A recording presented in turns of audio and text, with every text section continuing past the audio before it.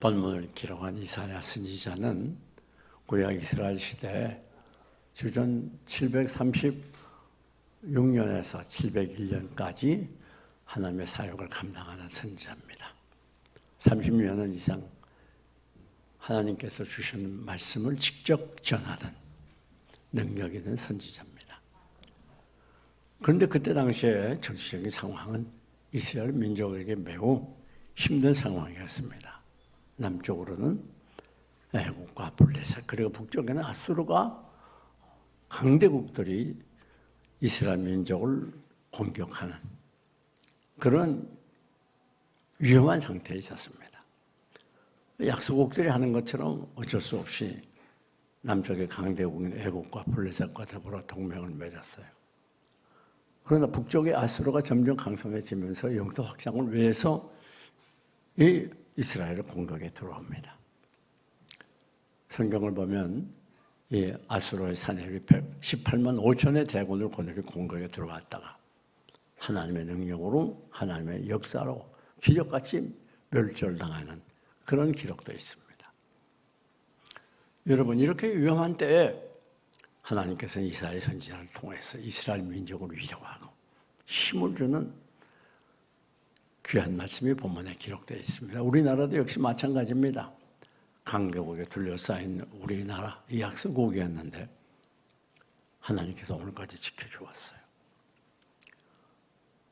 특별히 우리 주위에 있는 나라들은 모두 강대국입니다. 북한은 핵을 가지고 있고 일본도 또 거의 비등하고 중국도 핵을 가지고 있는, 우리만 핵이 없어요. 그래서 우리나라도 늘 미국과 동맹을 하고 이 북의 핵의 위험으로부터 미국의 도움을 받고 있는 현실입니다.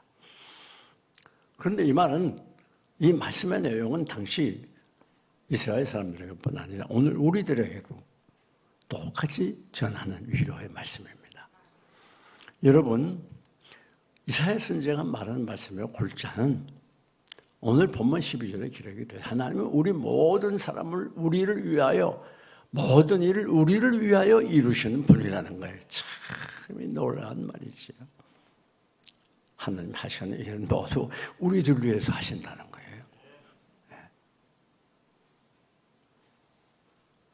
우리가 현실을 살면서 힘이 들어 또 예기치 않았던 질병과 사건, 사고가 일어나도 고난 앞에 시달리고 괴로워할 때에도 그 모든 것들이 결국은 다 나를 위하는 거라는 겁니다. 이게 얼마나 큰 위로와 힘이 되는 거예요. 때로는 실패, 고통, 해결할 수 없는 시련, 그런 고달픈 현실 속에도 그 모든 것들이 다 나를 위한 하나님의 사랑이라는 걸 우리가 분명히 확실하고 믿는다면 우리의 삶은 결코 비별하지 아니하고 어떤 상황 앞에서 낙심하고 뒤로 물러가지 아니하고 늘 여유와 탐장을 가지고 살아갈 수 있을 것입니다. 그런데 중요한 건 뭔가 하면 하나님과 나와의 관계가 중요한 거예요. 환경이라고 하는 건 하나님의 손에 있는 것이, 우리를 위하신 하나님께서 우리에게 유익되도록 도우시는 거예요. 그러나 중요한 건 그것이 문제가 아니라 하나님과 나와의 관계에 우리의 일생이 하나님의 손에 달려있기 때문에 내가 어떤 하나님과의 관계를 맺고 있는가, 여기에 가장 중요한 초점을 맞춰야 된다는 말입니다. 하나님과의 관계만 바로 가지면 그 세상에 여러 가지 환난, 시련, 실고 다 문제될 것이 없어요. 왜? 그것은 나를 위하는 것이기 때문에. 그래서 오늘 본문 11절에는 놀라운 말씀이 기록되어 있습니다. 우리를 위하는데 어느 정도냐? 이스라엘 위하여 열심히 일하신다고 그랬어요. 참 대단한 말씀이죠. 열심히 일하는 분이에요. 어떻게 일해요? 열심히. 편안히 앉아서 뒷짐지고 구경하는 분이 아니에요. 우리 하나님 여러분을 위해서 이 모든 것이 여러분을 위하는 것이 되도록 일하시는데 어떻게 해요? 열심히 일해요. 열심히. 참 놀라운 일입니다. 열심히 일해요. 그러니까 원수들이 볼 때 부끄러워한다. 오늘 본문 11절에 그렇게 말하고 있는 거예요. 얼마나 우리를 위해서 열심히 일하는지 우리의 원수를 우리를 괴롭히는 자들이 볼 때, 야, 하나님께서 저를 왜 저렇게 열심히 하는구나. 그리고 오히려 우리를 공격하고 괴롭히는 일에 대해서 부끄럽게 생각한다. 어쩔 수 없구나. 하나님의 사람은 반드시 승리하는구나. 그렇게 본다는 말이야. 근데 열심히 일하는데 또 다른 성경을 보면 하나님이 우리를 위하여 일어나시니 그랬어요. 앉아서 편안하게 구경하는 하나님이 아니라 여러분이 이 세상 살아갈 때 우리 하나님은 일어나시는 거예요. 앉아서 보고 견디지 못해요. 여러분이 힘들고 고통스러울 때 우리 하나님 앉아서 구경만 하고 있을 수가 없어요. 여러분을 사랑하기 때문에 하나님이 일어나시는 거예요. 여러분 도우려고. 이게 얼마나 대단한 말씀입니까? 왜 하나님은 우리를 이토록 사랑하시고 우리를 위해 주시는가? 그것은 독생자 예수 그리스도를 이 땅에 보내서 우리를 위하여 십자가에 죽게 하심으로 우리를 영죽었던 자리에 구원해 주시고 하나님과 새로운 관계를 맺게 됐는데 하나님과 원수이던 우리들이 하나님은 우리 아버지가 되고 우리가 하나님의 자녀가 되었기 때문에 하나님께서는 여러분을 위해 주세요. 특별한 관계를, 사랑의 관계를 끊을 수 없는 관계를 맺었기 때문에 시편 16편 5절을 보면 돈을 올라온 말씀이 기록되어 있어요. 땅에 있는 성도는 존귀한 자니 어떤 자라고요? 존귀한 자니 나의 모든 즐거움이 저에게 있도다. 하나님께서 여러분을 볼 때 아주 존귀하게 보는 거예요. 남이 나를 어떻게 보든 뭐라고 말하는 내가 내 스스로를 어떻게 생각하는 그 관계없어요. 하나님이 여러분을 아주 존귀한 분으로 높은 분으로 귀하게 본다는 말이에요. 여러분은 절대 낙심하면 안 됩니다. 왜? 여러분 천지를 창조하신 하나님이 여러분을 그렇게 존귀하게 보는 분들이에요. 그리고 당당해야 됩니다. 용기가 있어야 됩니다. 참내야 되는 거. 왜? 하나님이 여러분을 그렇게 존귀하게 여기니까. 아니, 한 국가의 대통령이 어느 국민을 그렇게 존귀하게 여긴다면 함부로 할 수 있겠습니까? 함부로 할 수 없는 것이죠. 그런데 나의 모든 즐거움이 저에게 있더라. 이게 무슨 말인가 하면 하나님께서 여러분을 어떻게나 존귀하게 여기는지 그냥 하나님의 모든 즐거움과 기쁨은 여러분에게 있는 거예요. 특별히 이 자리에 나와 사니까 예배드린 여러분을 볼 때 하나님이 얼마나 기뻐하고 즐거워하는지 몰라요. 스바냐서에 있는 대로 여러분을 보고 기쁨을 감추지 못한다 그랬어.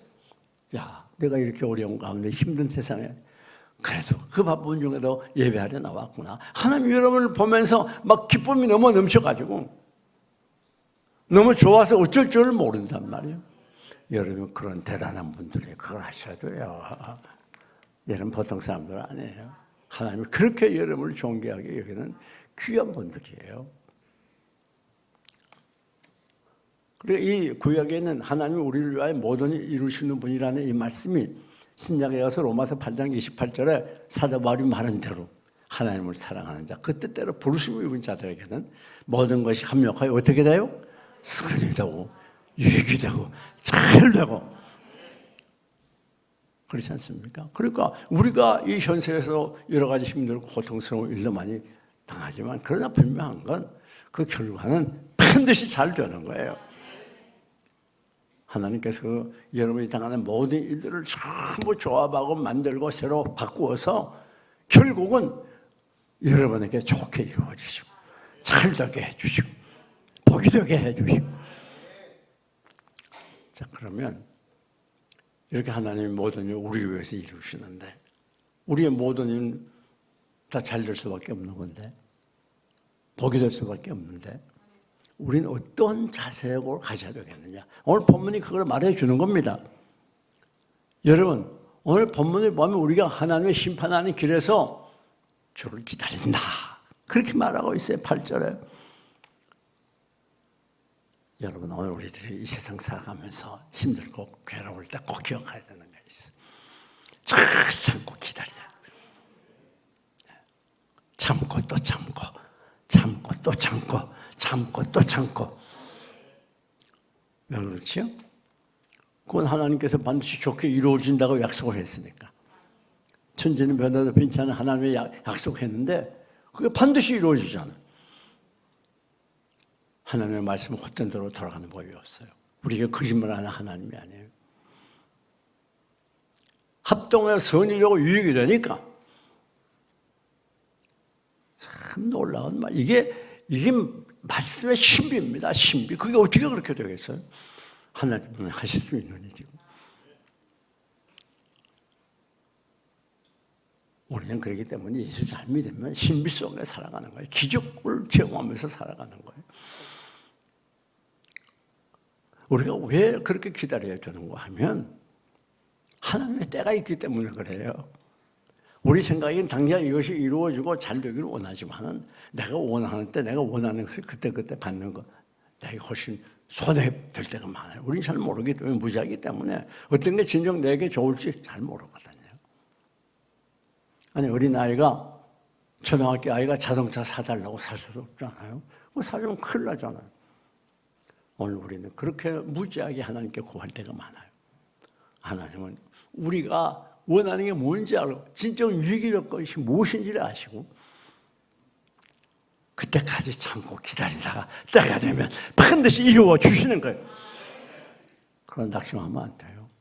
우리 그리스도인들은 절대 낙심만 있을 수가 없습니다. 우리는 결과를 뻔히 알고 살아요.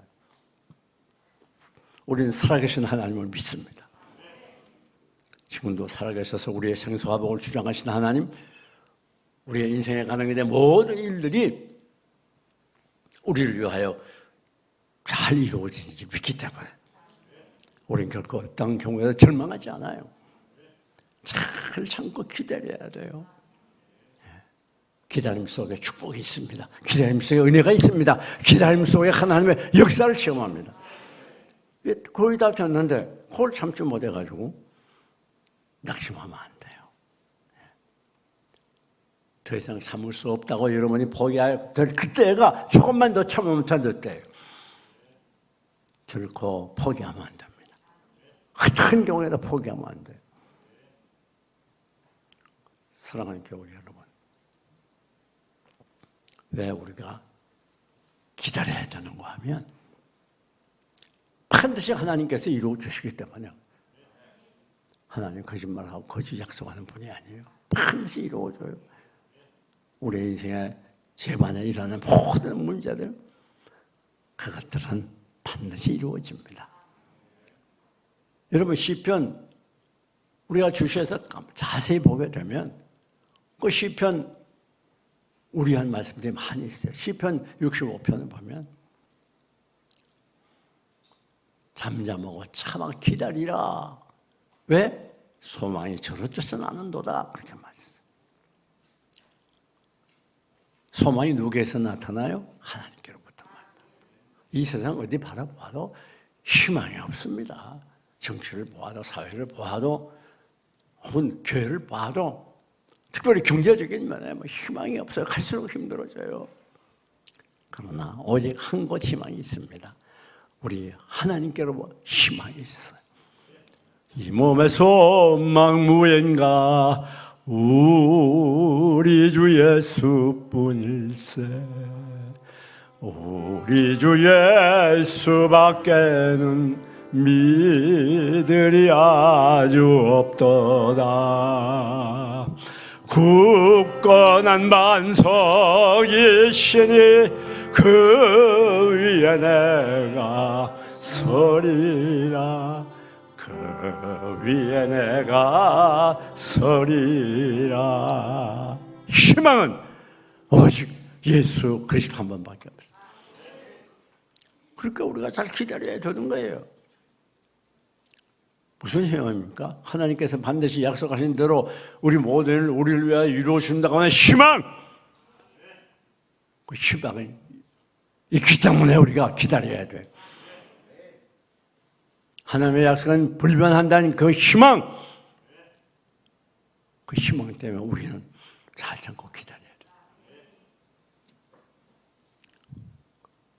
이 세상에 소망이 어디가 있어요? 없어요. 어디를 바라보아도. 뿐만 아닙니다. 시편 37편 10절을 보게 되면 잘 참고 기다리라. 잠잠하고 잘 참고 기다리라. 원망하지 말라 그래. 원망하지 말지니라. 불평하지 말지니라. 오늘 우리가 이 땅을 살면서 참 불평하기 쉽지 않아요. 왜? 너무 현실이 어렵고 답답하고 나는 무능하고 유능하기 때문에 원망한다는 게 참 쉬운 일입니다. 원망하지 않는다는 게 보통 어려운 게 아니에요. 또 우리는 죄성을 가지고 있잖아요. 그런데 우리는 원망하지 말아야 돼. 왜? 우리가 잘 참고 기다릴 때 원망하지 않고 기다리는 거. 오히려 기뻐하며 감사하며 희망을 가지고 기다리는 게 중요하다는 말입니다. 여러분, 원망이라는 건 무서운 일이에요. 왜 그런 거 원망이라고 하는 거, 우리가 원망하는 그 시간에 하나님과의 관계가 단절이 돼요. 하나님께서 우리에게 주시고자 하는 복을 주실 수가 없어요. 왜? 원망은 하나님께 대한 반항입니다. 하나님께 대한 불신앙이, 하나님 믿지 않으니까 원망하지. 하나님 100% 믿으면 왜 원망하겠어요? 하나님께서 우리를 위해 뭐든 이루어 주신다고 약속한 것을 100% 믿으면 왜 원망하는 말이에요? 하나님께 대한 불신앙이에요. 하나님께 대항해요. 이거 하나님께 맡기지 못하고 내 힘으로 해보겠다고 한 하나님께 대한 반항이라고 말이에요. 원망하게 되면 은혜가 소멸됩니다. 기쁨이 사라집니다. 원망하게 되면 믿음이 흔들리게 되고 약해집니다. 원망이 얼마나 무서운 죄인지 몰라요. 우리가 예레미야 29장을 보면 너희의 생각은, 너희에 대한 내 생각은 장래의 희망을 주려는 생각이야. 그렇게 말. 우리 하나님은 여러분이 희망을 가지고 행복하게 살기를 원해요. 여러분이 아무나 절망 속에 괴로워하며 살기를 원치 않는단 말이에요. 그런 걸 우리가 잘 참고 기다리래. 어떻게? 따라합시다. 희망을 가지고 그렇게 기다려야 돼. 우리가 너무 잘 알잖아요. 이스라엘 민족이 눈앞에 가나안을 보고도 못 들어가고 가나안 이 광야에 가서 40년 유리방황하다 그 많은 고생하고 거기에서 죽었던 이유가 뭡니까? 원망했기 때문에. 왜 우리가 원망하지 말아야 되는 거야? 하나님이 우리의 많은 소리를 다 듣는다고 그래요. 그걸 그대로 갚는다고 그랬어요. 그렇다면 여러분 혹시 속이 상할 때가 있고 마음이 힘들 때가 있어도 입술은 말하면 안 됩니다. 왜? 우리 하나님이 다 듣고 계시거든. 그래요. 그대로 갚는단 말이에요. 여비 그 큰 환난을 겪고 뭐라고 말합니까? 주신 자도 여호와시오, 주하신 자도 여호와시니 여호와 이름이 찬양을 받을지이다 하고 여비 입술로 범죄치 아니하니라. 그게 중요한 거예요. 우리 입술이 어느 때라도 범죄 도구로 쓰이지 아니하도록, 불신앙의 도구로 쓰이지 아니하도록 조심해야 되는 겁니다. 왜? 불평하게 될 때 하나님의 진노의 대상이 돼요. 이스라엘 민족이 광야에서 불평하다가 수만 명의 죽임을 당하지 않았습니까? 하나님은 그렇게 불평하는 걸 싫어하세요.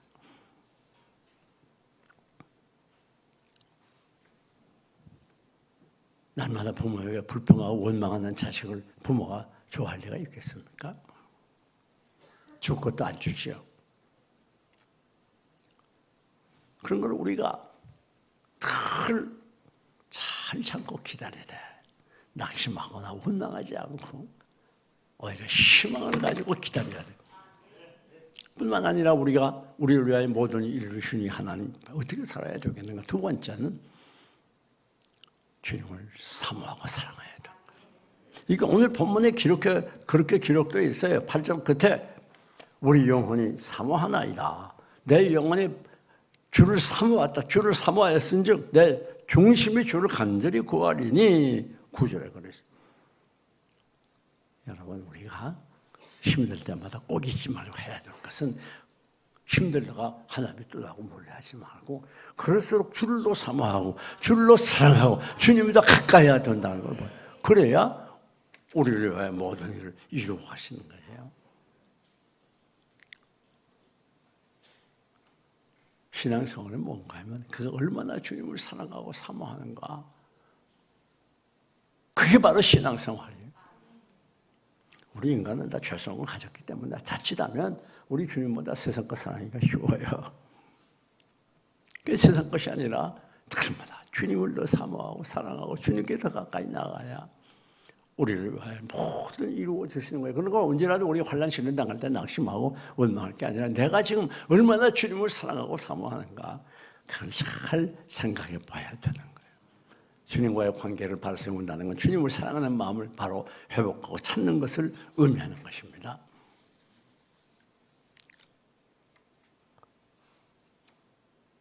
시편 73편 25절을 보면 하늘에서는 주 외에 누가 내게 있어요? 땅에서는 주밖에 나의 사모할 자 없나이다 그랬어요.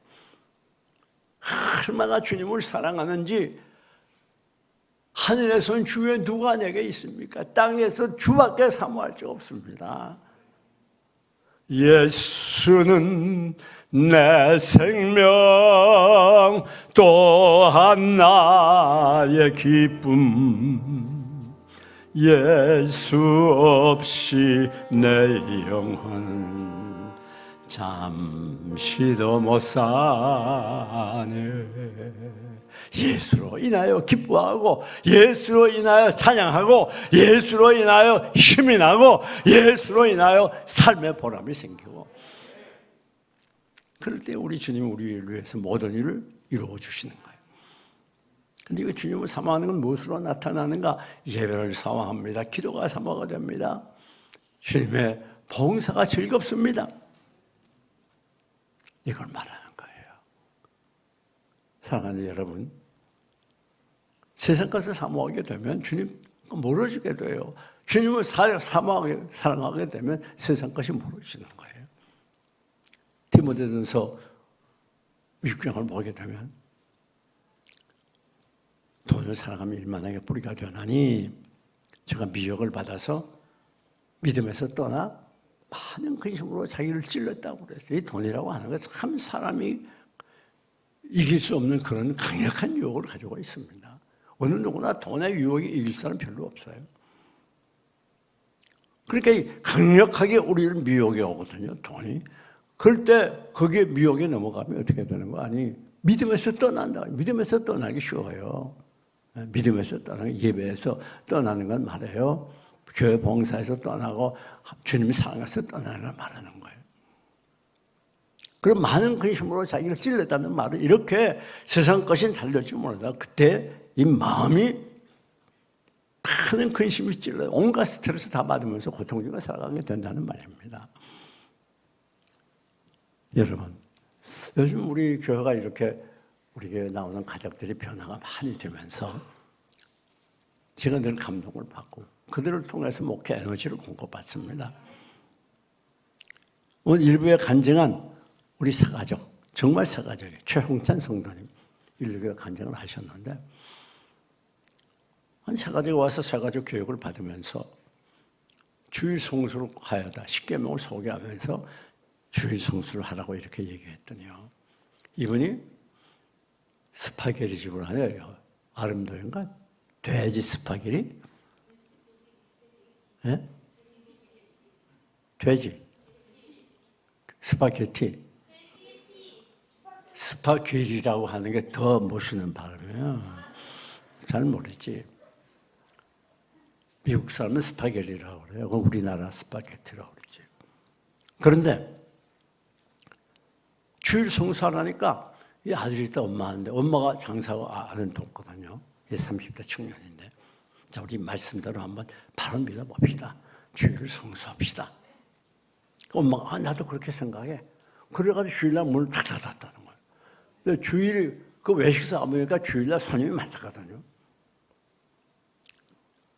그 막 토요일날 손님이 오는데 그걸 끊어버리고 또 우리 작년에 여기 마지막 송구영신 때도 10시까지 와야 되는데 그 전에 막 손님이 밀려들더래요. 그러다 그걸 딱 끊어버리고 나와서 예배드렸어요. 주님을 사모하는 자는 계명을 지키는 겁니다. 손해를 감수하는 거예요. 희생을 감수하는 거예요. 그게 주님 사랑의 특징이에요.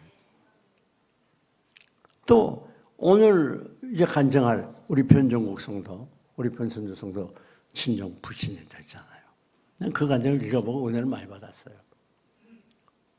여기 좀 앞에 계신데 저 어른이 예수 믿고 나서 가정의 우상성이라는 집인데 귀신 닦여 있는 집인데 그래서 예수 믿고 나가지고 그렇게 교회가 그립다면요. 예? 교회가 오고 싶어서 견딜 수가 없대요. 그래서 주일날은 10시에, 9시, 1시간 전에 카페 와서 기다린대요. 1시간 전에 나와서 기다려본 적 있어요?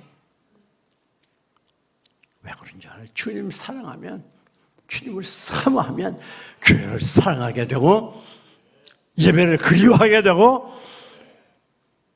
이게 주님 사랑하는 자의 특징이에요. 참 이런 놀라운 일들이 우리 교회에 일어나는 것 얼마나 감사한 일인지 모릅니다.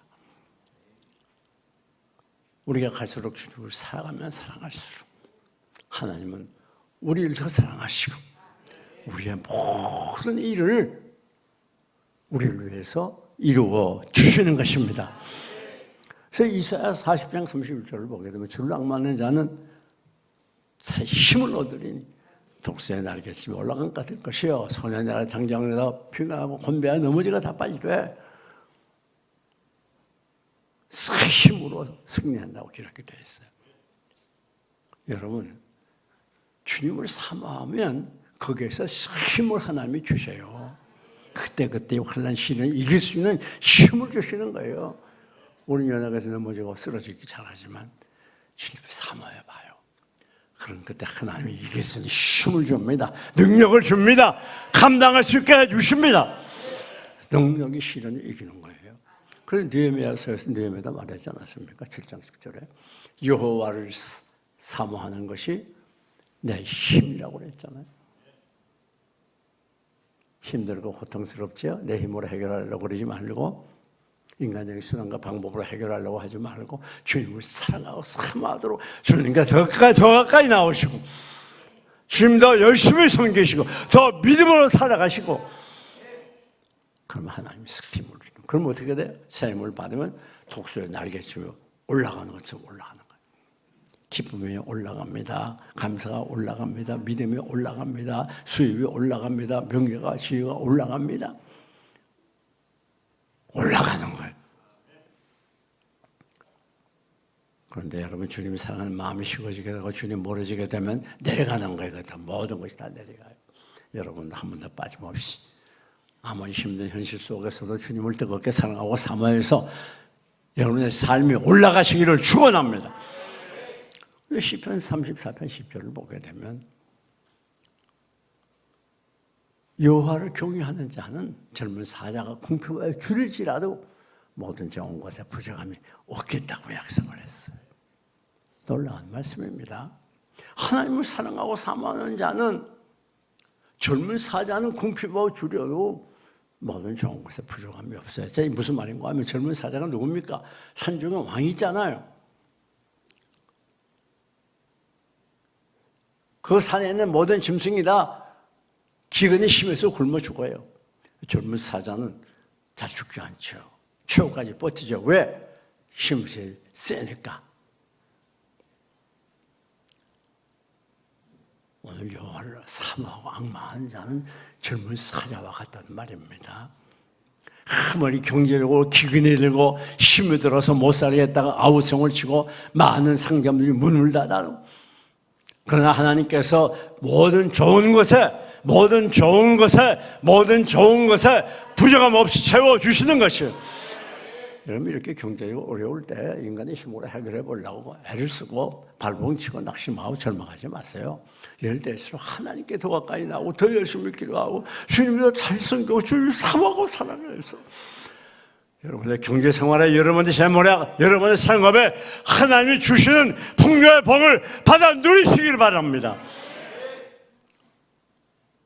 여러분 하나님이 주시려고 하면 세상이 아무리 뒤집어져도 그건 문제되지 않아요. 우리의 인생은 하나님의 손에 있는 거예요. 내게 있는 게 아니에요. 하나님의 손에 달렸지 내게 달리는 게 아니에요. 착각하면 안 된단 말이에요. 네. 사랑하는 교회 여러분 말씀을 드리려고 합니다. 하나님 지금도 우리의 모든 일을 나의 모든 일을 나를 위해서 이루어 주시는 사랑과 공율이 한없이 하나님 어느 정도 여러분을 위하여 열심히 일하시는 하나님, 여러분의 모든 일을 여러분을 위하여 이루어 주시도록 열심히 일하시는 하나님 뿐만 아니라 누워서 앉아서 쳐다보고 구경하는 하나님이 아니라 일어나시는 하나님,